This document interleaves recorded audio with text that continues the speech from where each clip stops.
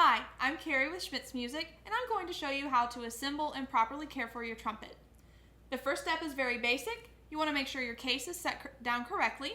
The easiest way is to make sure the curve of your latch is facing up so that you can unlatch it, open the case, and your trumpet's lying there safely.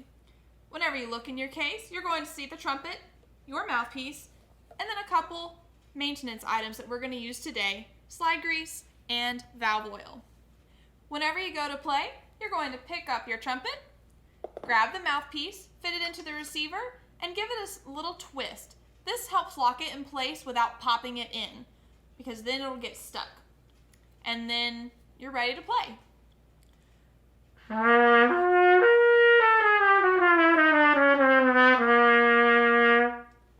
Whenever you're done playing, you do the exact opposite. Slight twist in the opposite direction will loosen your mouthpiece. Before we put it away, we're going to grease our slides. You have 4 slides, 3 that correspond to each of the valves, and then 1 that is known as the main tuning slide. Unless your band director instructs, you do not need to take it out all of the way. If you pull it out halfway, put a little bit of grease on your finger and apply it to the unfinished part of the slide. Recap your grease, and then slide it back and forth to make sure the grease is distributed properly. If any excess gathers around the seam, you just wipe it off to keep it from staying on the finish and getting on something else. Then we move on to the valves. For the valves, you loosen the valve cap on top, not the button, but the valve cap. And like the slide, you don't need to take it out all the way.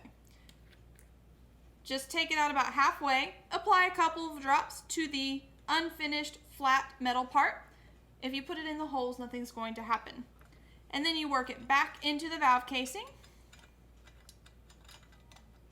and tighten down the valve cap. Give the button on top a little back and forth twist to make sure the valve is locked in place. And then you're finished.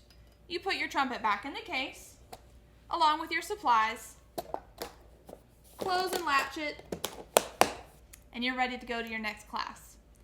I've highlighted the key points on the screen for you.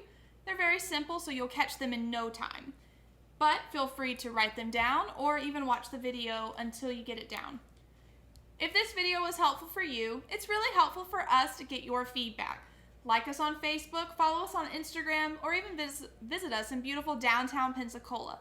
And remember, we do free delivery to your school. Thank you and happy practicing.